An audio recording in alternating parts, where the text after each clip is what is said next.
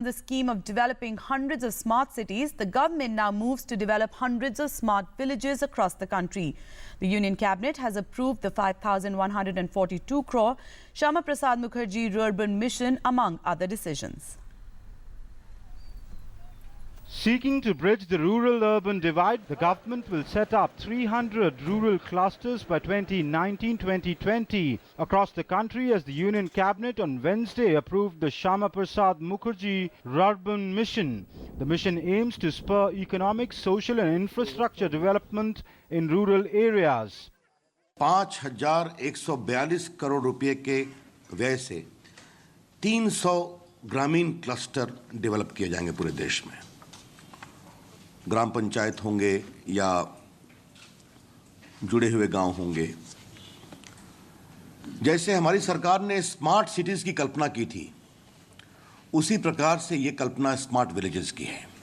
Under the scheme, the state government would identify 300 rural clusters in accordance with the framework for implementation prepared by the Ministry of Rural Development. The clusters will be geographically contiguous gram panchayats with a population of about 25,000 to 50,000 in plain and coastal areas and a population of 5,000 to 15,000 in desert, hilly or tribal areas. In the beginning, the scheme will be implemented in 300 rural clusters. Later, it will be extended to the rest of the country. The scheme will function with 14 mandatory components to ensure an optimum level of development of a cluster, which includes skill development training linked to economic activities, digital literacy, fully equipped mobile health units, and inter-village road connectivity.